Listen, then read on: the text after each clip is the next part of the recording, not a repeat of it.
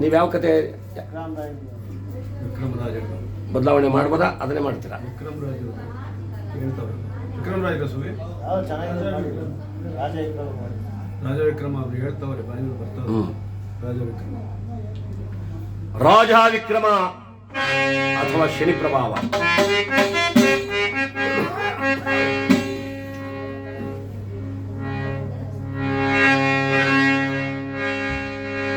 ಅಹಂಕಾರವನ್ನು ದೂರ ಮಾಡ್ತಕ್ಕಂಥವನು, ದುರಾಚಾರವನ್ನ, ದುರ್ನೀತಿಯನ್ನ, ದುರಾಡಳಿತವನ್ನು ದೂರ ಮಾಡ್ತಕ್ಕಂಥವನು ಕರ್ಮಫಲದಾತ. ಏನ್ ಕೊಟ್ಟಿದ್ದಾರೆ ಅವನಿಗೆ? ಕರ್ಮಫಲದಾತ. ಕರ್ಮಕ್ಕೆ ತಕ್ಕಂತ ಫಲವನ್ನ ಈಗಲೇ ಕೊಟ್ಟು ಈಗಲೇ ಅನುಭವಿಸುವಂತೆ ಮಾಡ್ತಕ್ಕಂಥ ಮಹಾನುಭಾವ ಅಂದ್ರೆ ಶನೇಶ್ವರ ಸ್ವಾಮಿ. ಉಳಿದಿದ್ದೆಲ್ಲ ಅಂಚಿತ ಸಂಚಿತ ಪ್ರಾರಬ್ಧ ಅಂತ ಹೇಳ್ತಾರೆ. ಅಂಚಿತ ಅಂದ್ರೆ ಈಗ ಮಾಡಿದ್ದು, ಸಂಚಿತ ಅಂದ್ರೆ ನಮ್ಮ ಮಕ್ಕಳ ಕಾಲಕ್ಕೆ ಮಾಡೋದು, ಪ್ರಾರಬ್ಧ ನಾವು ಇಂದಿನ ದಿನದಲ್ಲಿ ಮಾಡಿದ್ದು. ಆದರೆ ಈ ಗ್ರಹದ ವಿಚಾರ ಬಂದಾಗ ಹಾಗಲ್ಲ.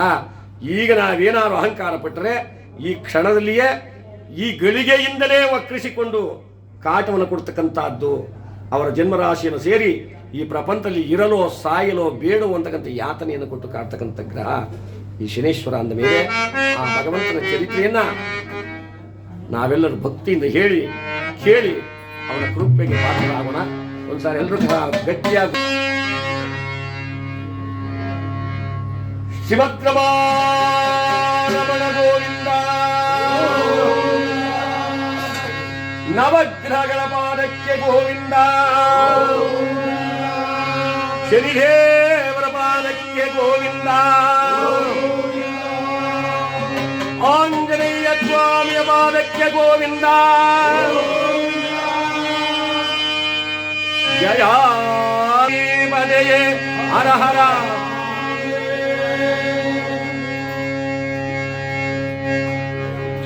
ಮೆರವಪುರದೊಳೋ ಪಿರಿಯವನೆನಿಸಿದ ಪರಮ ಪುರುಷ ಹರಿಗೆರಿದವ ಮಾಡೆ,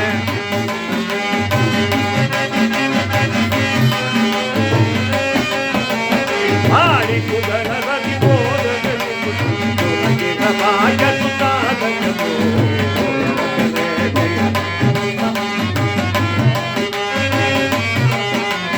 ರಾಮ ರಾಮ ಜಯ ರಾಮ ಹರೇ,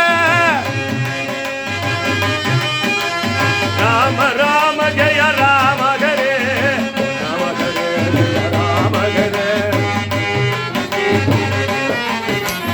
ತೋಳ ತೋಳ ದೇಶದಿ ಸತ್ಯ ಚೋಳ ಎಂಬ ರಾಜ,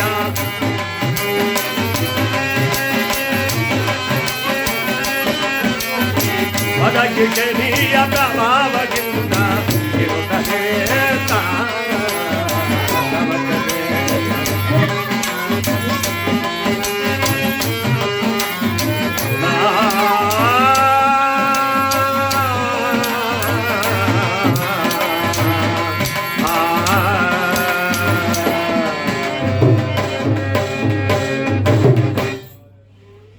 ಈ ನಮ್ಮ ಭರತಖಂಡದಲ್ಲಿ ಹಲವಾರು ರಾಜ್ಯಗಳಲ್ಲಿ ಚೋಳ ದೇಶ ಎಂಬಂತ ಪಟ್ಟಣವನ್ನ ಯಾವ ಸತ್ಯೇಂದ್ರ ಚೋಳ ಮಹಾರಾಜ ಎಂಬಂತವ್ರು ರಾಜ್ಯಭಾರ ಮಾಡ್ತಾ ಇದ್ದಾನೆ.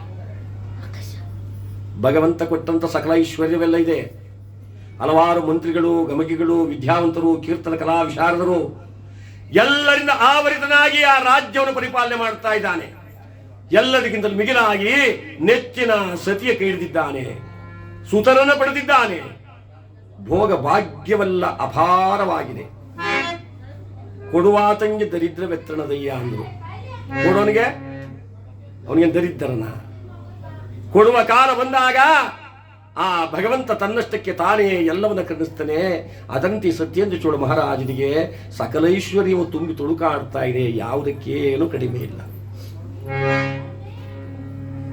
ಈ ಮನುಷ್ಯನಿಗೆ ಆ ಪರಮಾತ್ಮ ಎಲ್ಲವನ್ನ ಕೊಟ್ಟುಬಿಟ್ಟಾಗ ಬರಬೇಕಾದ್ದೊಂದಿದೆ, ಬರಬಾರದ್ದೊಂದಿದೆ.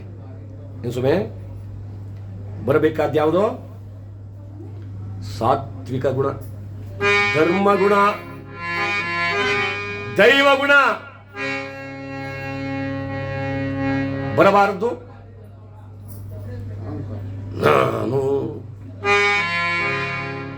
ನಿಂತಿದ್ದವ್ರು ಯಾರು? ನಾನು. ಕುಂತಿದ್ದವ್ರು ಯಾರು? ನಾನು. ಈ ದೇವಸ್ಥಾನ ಕಟ್ಸ್ತವ್ರು ಯಾರು? ನಾನು.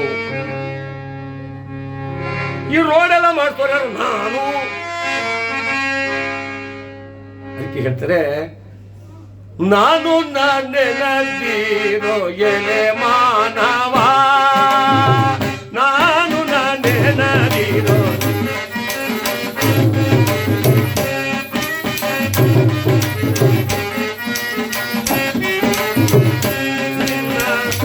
ಜನ್ಮದ ಅರ್ಥವ ಗೈಸಿ ನೋಡೋ,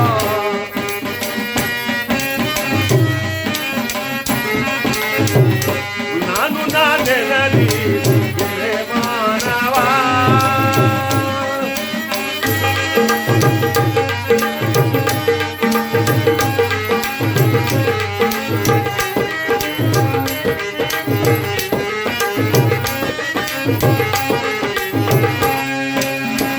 ಅನತಿ ಬೆಳೆದ ಕಾಯ ನಿನ್ನದೇನೋ, ನಾಳೆ ಕರ್ಣದಲ್ಲಿ ಹೋಗುವ ಪ್ರಾಣ ನಿನ್ನದೇನೋ.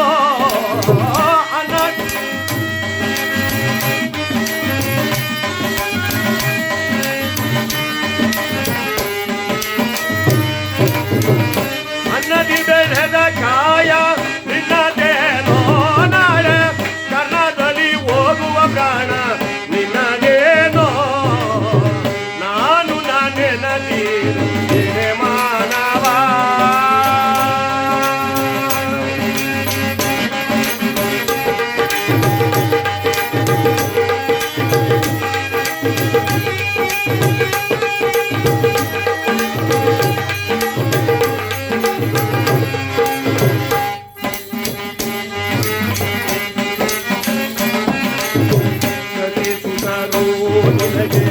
ಇತರೇನೋ ಮರುಳ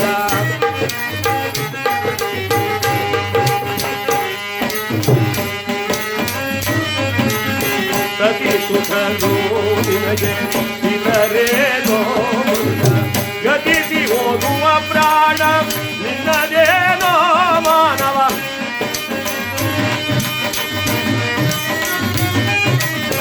ಗತಿಸಿ ಹೋಗುವ ಪ್ರಾಣ ನಿನ್ನದೇನೋ ಮಾನವ, ನಾನು ನೆನದಿರೋ ಎಲೆ ಮಾನವ.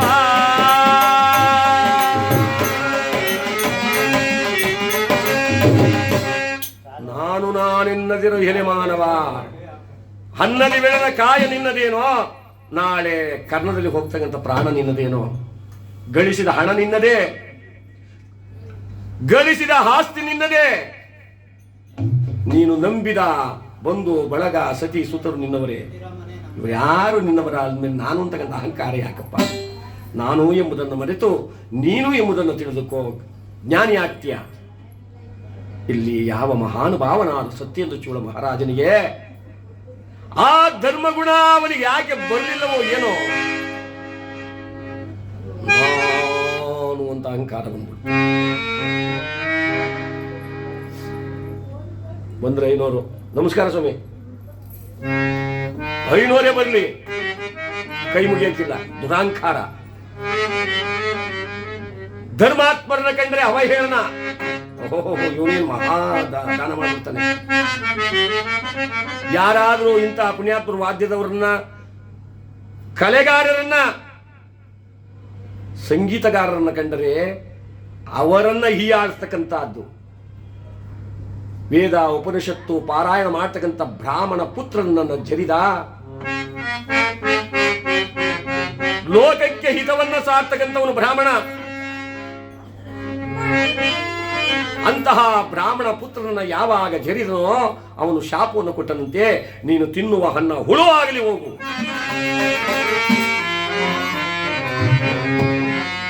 ಜ್ಞಾನಿಗಳು ಕೊಟ್ಟಂತ ಶಾಪ, ಪತಿರೋಚರು ಕೊಟ್ಟಂತ ಶಾಪ, ಮುನಿಗಳು ಕೊಟ್ಟಂತ ಶಾಪ ಯಾವತ್ತಿಗೂ ತಪ್ಪಲ್ಲ. ಅದರದೇ ತೀರಬೇಕು. ಶಾಪಗ್ರಸ್ತನಾದ ಸತ್ಯೇಂದ್ರ ಚೋಳ ಮಹಾರಾಜ ಊಟಕ್ಕಾಕಿ ಕುಳಿತುಕೊಂಡರೆ ಆ ಅನ್ನದಿಂದ ಹುಳುಗಳು ಹರ್ಕೊಂಡು ಬರ್ತಾ ಇರವಂತೆ. ಅನ್ನವನ್ನು ಮುಟ್ಟಿದರೆ ಸಾಕು, ಅನ್ನವೆಲ್ಲ ಉಳುವಾಗ್ಬಿಡೋದು. ಶನಿರಾಜ ಯಾವಾಗ ಇವನಿಗೆ ಆ ಶಾಪ ಒಕ್ಕರಿಸಿತೋ, ಮಹಾನುಭಾವ ಶನೇಶ್ವರ ಸ್ವಾಮಿ 8ನೇ ಕಡೆ ಒಕ್ಕರಿಸಿಕೊಂಡ, ಅಷ್ಟಮ ಸ್ಥಾನವನ್ನು ಸೇರಿಕೊಂಡ. ಗ್ರಹಚಾರ ಕಾಲ, ಯಾವ ಕಡೆ ನೋಡಿದರೂ ಇವನಿಗೆ ಇಲ್ಲ ಸಲ್ಲದ ದೂರು ದುಪ್ಪಟ್ಟೆಗಳೇ ಬರುತ್ತಾ ಇದೆ. ಕಟ್ಟಿಕೊಂಡ ಹೆಂಡತಿ ಹೇಳ್ತಾ ಇದೆ, ಏನ್ ಬುದ್ಧಿ ಕಲಿತೋ, ನಿನ್ನಂತವನು ದೊರೆಯಾಗಿರೋದಕ್ಕಿಂತ ಎಲ್ಲಿಗಾರು ಕಣ್ಣಿಗೆ ಮರೆಯಾಗುವುದು.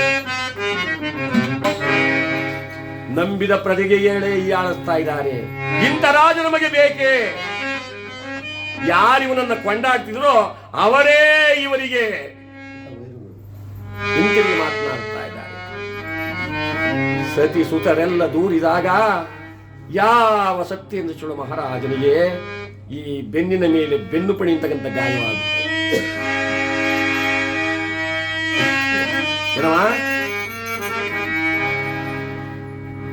ಬೆನ್ಪಣಿ ಗಾಯ ಇಂಥ ಅಜ್ಜಮ್ದೇರಿಗೆ ಚೆನ್ನಾಗಿ ಗೊತ್ತು. ಅದು ಬೆನ್ನಿನ ಮೇಲೆ ಹಾಕ್ಬಿಟ್ರೆ ಅದು ಕಂಡ ತಕ್ಷಣ ಔಷಧೋಪಚಾರ ಮಾಡಿದ್ರೆ ಮನುಷ್ಯ ಬದುಕ್ದಂಗೆ. ಅದನ್ನೇನೋ ನಾವು ಅಸಡ್ಡೆ ಮಾಡಿಬಿಟ್ರೆ ಮನುಷ್ಯ ಉಳಿಯೋದೇ ಇಲ್ಲ. ಅದಕ್ಕೆ ಆ ಗಾಯಕ್ಕೆ ಇನ್ನೊಂದು ಹೆಸರು ಹೇಳ್ತಾರೆ, ಅಜ್ಜಿ ಏನೋ ಕೆಡಗ್ಬಿಡದೆ ತುಂಬಾ ಬದುಕ್ತಾ ಇದೆ ನೋಡಿ. ಸಮಸ್ಯೆ ಸಮಸ್ಯೆ ಒಬ್ಬೊಬ್ಬರಿಗೆ ಒಂದು ಸಮಸ್ಯೆ. ಯಾರಿಗಿಲ್ಲ ಸಮಸ್ಯೆ ಹೇಳಿ? ಪ್ರತಿಯೊಂದು ಜೀವಿಗೂ ಪ್ರತಿಯೊಬ್ಬ ಮನುಷ್ಯನಿಗೂ ಸಮಸ್ಯೆ ತಂದಿಟ್ಬಿಟ್ಟವನು ಭಗವಂತ. ನಾನು ಚೆನ್ನಾಗಿದ್ದೀನಿ, ನನಗೆ ಚಿಂತೆನೇ ಇಲ್ಲ ಅನ್ನೋರು ಯಾರ್ಯಾರು ಇಲ್ಲ. ಒಬ್ಬೊಬ್ಬರಿಗೊಂದೊಂದು ಒಬ್ಬೊಬ್ಬರಿಗೊಂದೊಂದು ಒಬ್ಬೊಬ್ಬರಿಗೊಂದೊಂದು. ಒಬ್ಬರಿಗೆ ಮಕ್ಕಳಿಲ್ಲ ಅನ್ನೋ ಚಿಂತೆ ಆದ್ರೆ ಇನ್ನೊಬ್ಬರಿಗೆ ಒಳ್ಳೆ ಮಕ್ಕಳು ಹುಟ್ಟಲಿಲ್ವಲ್ಲಪ್ಪ, ಈ ಪೋಲಿಪ ಕಾಲಿ ಹುಟ್ಟಿ ನನ್ನ ಗೌರವನೇ ಕಳೆದ್ಬಿಟ್ಟು ನಾನು ಹುಟ್ಟಿದ್ದಕ್ಕೆ ನಾನು ಬಾಳಿದ್ದಕ್ಕೆ ಏನ್ ಸಾರ್ಥಕ ಬಂತು? ಎತ್ತವರಿಗೆ ಮಕ್ಕಳು ಉತ್ತಮರಾದರೆ ಅದಕ್ಕಿಂತಲೂ ಹೆಚ್ಚಿನ ಗೌರವ ಇನ್ನೊಂದಿಲ್ಲ. ಎತ್ತವರಿಗೆ ಮಕ್ಕಳು ಉತ್ತಮರಾಗ್ಬಿಟ್ರೆ ಅಷ್ಟೇ ಸಂತೋಷ. ನ್ಯಾವ ಭಾಗ್ಯ ಬೇಡ ಕಣಪ್ಪ, ನನ್ನ ಮಕ್ಕಳಿಗೆ ಜನ ಕೊಂಡಾಡ್ತಾರೆ, ಒಳ್ಳೆ ಮಗ ಒಳ್ಳೆ ಮಕ್ಕಳು ಅಂತ ಕೊಂಡಾಡ್ತಾರೆ, ಅಷ್ಟೇ ಸಾಕು. ಹಣ ಸ್ವಲ್ಪ ಕಡಿಮೆನೇ ತರಲಿ, ಸಂಬಳ ಕಮ್ಮಿನೇ ತರಲಿ, ಆದರೆ ಒಂದು ಗೌರವವನ್ನು ಕೊಡ್ತಕ್ಕಂಥ ಮಕ್ಕಳಾಗಬೇಕು. ತಂದೆ ತಾಯಿಗಳಿಗೆ ಕಾಲ ಮೇಲೆ ಕಾಲ ಹಾಕೊಂಡು ಬಿಡಿ ಸೇರ್ತಾ ಇರ್ತಾನೆ. ಲೇ ನಿಮ್ಮ ಅಪ್ಪ ಬಂದಲ್ಲ, ಅಯ್ಯೋ ಅವನು ಸಿಗರೇಟ್ ಸೇರ್ತಾ ಸುಮ್ಮನಿರೋ ಅಂತ ನಾವು ಏನು ಸುಮ್ಮನೆ ಏ ನಿಮ್ಮ ಅವ್ವ ಬರ್ತಾಳೆ ನೋಡೋ, ಸ್ವಲ್ಪ ಗೌರವ ಕೊಡೋ. ನಮ್ಮವನೇ ಎರಡಕ್ಕೆ ಚಿಕ್ಕಿ ಬಾ, ಯಾವಾಗಲೂ ಎಲ್ಲಕ್ಕೆ ಹೊಂಚ್ಕೊಡೋದೇ ಆಯ್ತದ. ನಾನು 2000 ಬಂದ್ಮೇಲೆ ಅವಳು ಮಿರ್ಕೊಬಿಟ್ಟವಳೆ. ಯಾವ 2000 ಹೇಳಿ? ಮಾತನಾಡ್ಸಲ್ಲ ನನ್ನ, ಒಳ್ಳೆ ಕಳೆ ಬಂದ್ಬಿಡ್ತೇನ್ರಿ ಎಲ್ಕ, ಒಳ್ಳೆ ಕಳೆವು ಬಂದ್ಬಿಡ್ತು. ಆದರೆ ಇಲ್ಲಿ ಮಹಾನುಭಾವ ಸತ್ಯೇಂದ್ರ ಚೋಳ ಮಹಾರಾಜನಿಗೆ ಏನಾಗಿದೆ ಅಂದರೆ ಈ ಬೆನ್ನಿನಲ್ಲಿ ಬೆನ್ನು ಪುಡಿ ಅಂತ ಗಾಯವಾಗ್ಬಿಡ್ತು. ಆ ನೊಣ ಸೊಳ್ಳೆಗಳು ಕಿತ್ತು ತಿನ್ನುತ್ತಿವೆ, ರಕ್ತ ಕೀವು ಹರಿಯುತ್ತಿದೆ, ಗತಗತ ಅಂತ ನಾರ್ತಾ ಇದ್ದಾರೆ, ದುರ್ವಾಸನೆ ಉಟ್ಬಿಡ್ತು. ತಿನ್ನುವ ಅನ್ನಕ್ಕೂ ಕೂಡ ಗತಿ ಇಲ್ಲ, ಕುಡಿಯುವ ತೊಟ್ಟು ನೀರಿಗೂ ಗತಿ ಇಲ್ಲ. ಸಹಿಸದಾದ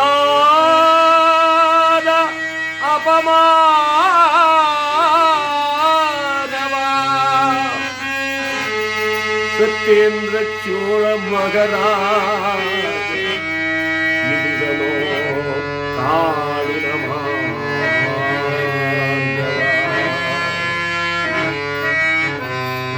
ಅಪಮಾನವನ್ನು ಸಹಿಸಲಾಗದೆ ಸತಿ ಸುತರನ್ನ, ಸಕಲ ಐಶ್ವರ್ಯವನ್ನ, ರಾಜ್ಯವನ್ನ ಎಲ್ಲವನ್ನ ಬಿಟ್ಟು ಆ ಗಾಯದ ನೋವನ್ನು ತಡೆಯಕ್ಕಾಗದೆ ಕಾಡು ಮಾರ್ಗವಾಗಿ ಹೋಗ್ತಾ ಇದ್ದಾನೆ.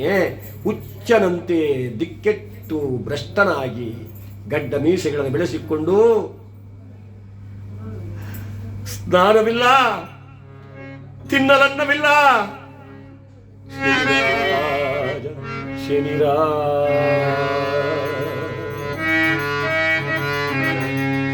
ದಯೆ ತೋರಬಾರದೆ ಏ ಶನಿವರನೆ ದಯ ತೋರಬಾರದೆ ಏ ಶನಿವರನೆ ಏತಕೋ ಕೋಪ ಪಾಮರರೊಳು ನಿನಗೆ ಏತಕೋ ಕೋಪ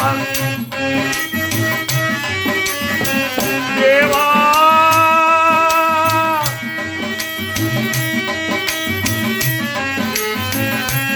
ದೇವಾ ದೇವಾ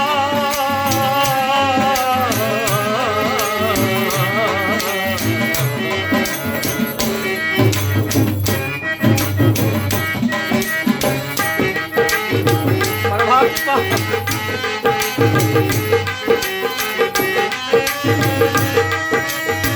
ಪುರವನೆ ಬಿಡಿದೆ ಅರಣ್ಯಗೊಳ್ಳ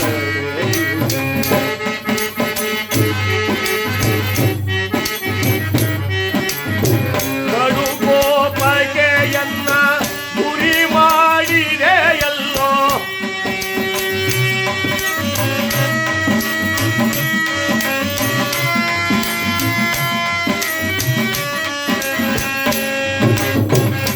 ಕಡುಗೋಪಗೆಯ